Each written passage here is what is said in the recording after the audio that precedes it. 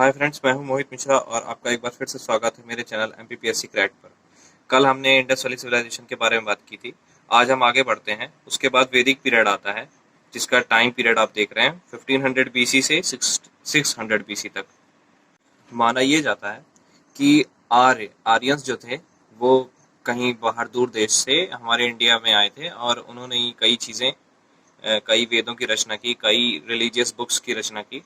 उसके बारे में आज हम पढ़ने वाले हैं और आज हम लिटरेचर के बारे में पढ़ेंगे और बाकी एस्पेक्ट्स को बाद में देखेंगे।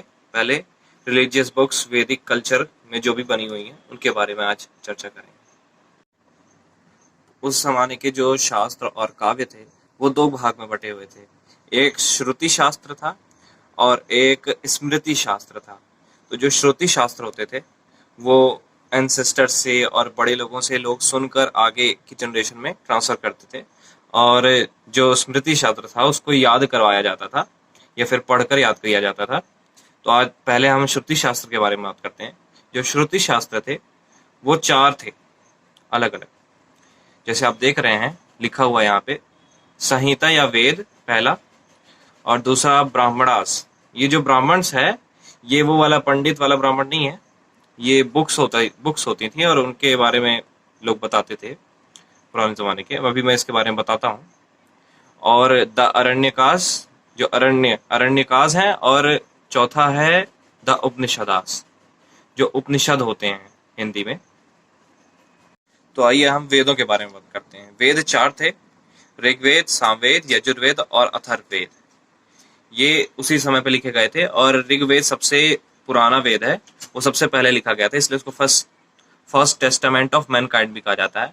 उसमें 1028 श्लोक थे और 10,580 छंद या फिर कविताएं थी, वर्सेस थे, और वो 10 मंडलों में विभाजित था।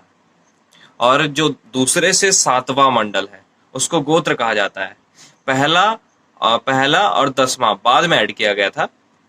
और मैंने यहाँ लिख के रखा है वर्णास इन 10th मंडल, मतलब 10वें मंडल में वर्णों के बारे में चर्चा है। जैसे 4 वर्ण होते हैं ना, ब्राह्मण, क्षत्रिय, वैश्य, शूद्र, उनके बारे में चर्चा की गई है, उसके बारे में बताया गया है।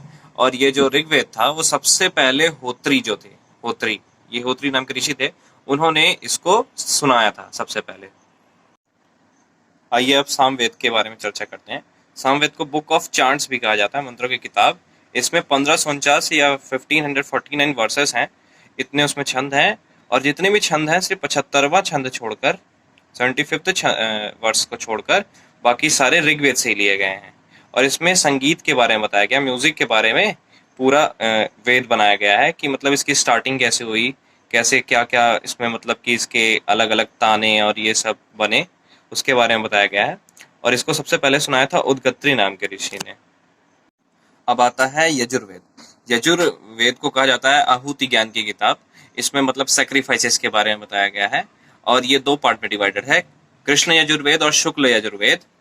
और इसमें जो यजुर्वेद है इसमें यज्ञों के मंत्र होते थे, जो कि मतलब राजा और ऋषि लोग जो जितने भी यज्ञ करते थे उनमें जो मंत्रोच्चारण करते थे वो लोग, वो सब यजुर्वेद से लिए गए थे। अब आते हैं आगे अथर्ववेद में। Atharvaveda contains charm and spells to ward off evils and diseases. Atharvaveda में इस तरह के मंत्र थे जिनसे कि मतलब भूतों को और बीमारियों को भगाया जा सकता है, और कई दवाइयों के नाम, कई मेडिसिन के नाम, आयुर्वेद भी इसी ग्रंथ से लिया गया है। और कई प्लांट्स के नाम जो कि मतलब मेडिसिन के रूप में यूज हो सकते हैं उनके बारे में दिया हुआ है। इसमें 760 मंत्र हैं और उसमें से 160 मंत्र ऋग्वेद से लिया गए हैं। और अथर्ववेद बाद में ऐड हुआ है, पहले ये एडेड नहीं था। पहले 3 ट्रायो ऑफ वेदास कहलाता था, वो 3 वेद थे बस, लेकिन अब उसमें चौथा वेद भी जोड़ दिया गया बाद में। ये ब्राह्मण जो है, ये पहले के जो पंडित थे वो वेदों को एक्सप्लेन करते थे, कुछ श्लोक बनाते थे अपने और उनको एक्सप्लेन करते थे और उनकी मीनिंग लिखते थे। तो ये जो ब्राह्मण था, ये ब्राह्मण जो है ये एक पुराण है एक तरह का। इसमें मीनिंग्स बताई जाती थी। वेदों को समझना आसान नहीं होता था। वेद की अगर अपन लोग ऐसे मीनिंग देखेंगे तो मैं वेद नहीं समझ पाएंगे, उसके श्लोक बहुत कठिन होते हैं, जो भी श्लोक होते हैं उसको समझ पाना आसान नहीं होता है। तो जो ब्राह्मण थे, पंडित थे, उन्होंने ब्राह्मण नाम के ग्रंथ बनाए और सारे वेद उन्हीं से अटैच थे। अरण्यकास, जो अरण्यकास थे, अरण्य का मतलब होता है फॉरेस्ट, जंगल। तो अरण्यकास जो थे वो ऐसे स्क्रिप्ट्स थे जिसमें मतलब कि जो भी स्टूडेंट्स और जो लोग जंगल में जाकर रहते हैं उनके लिए लिखा हुआ था, जिससे वो उसे पढ़कर वहां सरवाइव कर सकें, वहां मतलब जिंदा रह सकें, अपने आप को बचा सकें। तो उस बारे में अरण्यकास नाम के ग्रंथ बनाए गए थे। अब आते हैं उपनिषद में। लास्ट है उपनिषद। उपनिषद जो होते हैं वो फिलोसॉफिकल टेक्स्ट होते हैं। उसमें अलग अलग तरह के केस स्टडीज के बारे में पढ़ते हैं, और उनको वैसे वेदांत भी कहा जाता है क्योंकि वेद का सार होता है वो। और प्रेजेंटली 108 उपनिषद हैं, और जो बृहद अरण्यका नाम का जो उपनिषद है वो सबसे पुराना उपनिषद है। ये तो हुए 4 श्रुति शास्त्र। अब हम आगे बढ़ते हैं स्मृति शास्त्र की ओर। वो 600 BC से 600 AD के बीच ही लिखे गए थे। जैसे कि आप देख सकते हैं स्मृति शास्त्र 6 टाइप्स के हैं, 6 टाइप्स के हैं, 6 प्रकार के हैं। देखिए कौन कौन से। वेदांग या फिर उसको सूत्र भी कहते हैं, और स्मृति धर्मशास्त्र, महाकाव्य, पुराण, उपवेद और षड दर्शन। हम इन 6 के बारे में चर्चा करते हैं। आइए अब वेदांग के बारे में चर्चा करते हैं। वेदांग मतलब वेद का अंग, मतलब वेद से निकाला गया है, उसके एक्सट्रैक्ट हैं, ये उसी से लिया गया है। ये 6 प्रकार से होता है, 6 प्रकार हैं इसके। और यही 6 सब्जेक्ट्स भी थे उस जमाने में, जो भी मतलब पढ़ाई करते थे लोग, जितना भी नॉलेज लेते थे इन 6 सब्जेक्ट से ही लिया जाता था। जैसे पहला था शिक्षा, इसमें फोनेटिक्स मतलब जितने भी लिखावट है, तरीका लिखने का, ये सब होता था। और कल्पसूत्र में बहुत सारी चीजें थी, जैसे इसमें 3 चीजें मैंने लिखी हैं। शुल्भ सूत्र में क्या होता था, उसमें सैक्रिफाइसेस या यज्ञों के बारे में वर्णन होता था, जो मतलब कि हर इंसान को अपने जीवन में करना चाहिए। और गृह सूत्र में क्या होता था, गृह सूत्र में घर और गृहस्थ आश्रम से रिलेटेड चीज होती थी।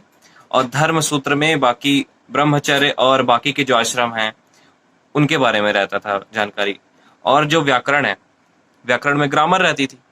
और चौथा है निरुक्त जो है वो एक डिक्शनरी थी, मतलब कि वो जो पढ़ाई होती थी उसमें मतलब वैदिक शब्दों के अर्थ जानते थे लोग। जैसे कि अपन अभी भी अगर पढ़ना चाहें तो वेद बहुत टफ होता है, उसकी मीनिंग नहीं समझ पाएंगे, इसलिए वो निरुक्त नाम की डिक्शनरी यूज होती थी। वो ओल्ड वैदिक वर्ड्स का कलेक्शन था, पुराने वैदिक शब्दों को उसी में से ढूंढकर पढ़ते थे लोग। और 5वां है छंद। जो छंद होता है उसमें मैथ्स और अलजेब्रा वगैरह के बारे में था। ज्योतिष शास्त्र थे, उसमें एस्ट्रोनॉमी के बारे में थी, जैसे कि राशियां, अलग अलग समय मतलब पता करना, और इसके बारे में जितनी भी चीजें थी वो सब ज्योतिष शास्त्र में थी। अब वेदांग के बाद आता है धर्मशास्त्र, स्मृति धर्मशास्त्र। धर्मशास्त्र में क्या होता था, मतलब जो धर्म पालन में उस टाइम पे जो सबसे आगे थे जो लोग, उनके बारे में धर्मशास्त्र लिखे गए थे और उन्हीं को सब फॉलो करते थे। उनमें से 6 मैंने यहाँ पे लिखे हुए हैं। पहला है मनुस्मृति, और दूसरा है यज्ञवल के स्मृति, दूसरा है नारद स्मृति, चौथा है पराशर स्मृति, 5वां है बृहस्पति स्मृति, और 6वां है कात्यायन स्मृति। जो मैंने अभी धर्मशास्त्र बताए हैं उनके आप अभी नाम याद कर लीजिएगा। और अब आगे बढ़ते हैं। तीसरा है महाकाव्य। अब महाकाव्य में 2 महाकाव्य आते हैं, रामायण और महाभारत।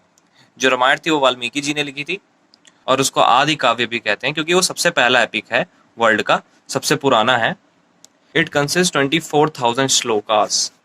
उसमें 24,000 श्लोक हैं और 7 कांड हैं, और उसमें पहला और 7वां कांड बाद में जोड़ा गया है, पहले 5 ही कांड थे। अब आते हैं महाभारत में। महाभारत को लिखा था वेद व्यास ने।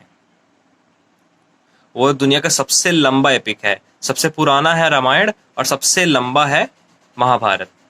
It consist 1 lakh shlokas. उसमें 1 लाख श्लोक हैं और 18 प्रवण हैं, उसको चैप्टर भी कहते हैं। भागवत गीता भीष्म प्रवण से निकाला गया है, और शांति प्रवण सबसे बड़ा चैप्टर है महाभारत का। आइए पुराणों के बारे में चर्चा करते हैं। पुराण का मतलब ही होता है पुराना। There are 18 famous Puranas. 18 famous Purana है। उसमें मत्स्य पुराण जो है सबसे पुराना है, और कुछ इंपॉर्टेंट पुराणों के नाम मैंने यहाँ लिखे हैं, भागवत, विष्णु, वायु और ब्रह्मांड पुराण। और ये जो पुराण थे वो जनरली 5 सब्जेक्ट्स मतलब 5 चीजें ही उसमें मेनली रहती थी, वो मैंने यहाँ पे लिखी हुई हैं। आप देख सकते हैं सर्ग, मतलब कि पुराणों में या तो होता था दुनिया का क्रिएशन, मतलब दुनिया कैसे बनी उसके बारे में था, या तो प्रतिसर्ग, मतलब कि एक बार खत्म कर दिया था दुनिया को, उसके बाद दोबारा से जीवन की शुरुआत की थी भगवान ने, ऐसा इंडियन लिटरेचर में लिखा हुआ है। तो फिर से जो बनाते थे उसके बारे में लिखा हुआ है, प्रतिसर्ग के बारे में लिखा हुआ है, और वंश के बारे में लिखा हुआ है, जिसमें ये वामशा लिखा हुआ है, वंश के बारे में लिखा हुआ है। उसमें भगवान और ऋषियों के अलग अलग बेटे और उनके आगे की जनरेशन के बारे में लिखा रहता था।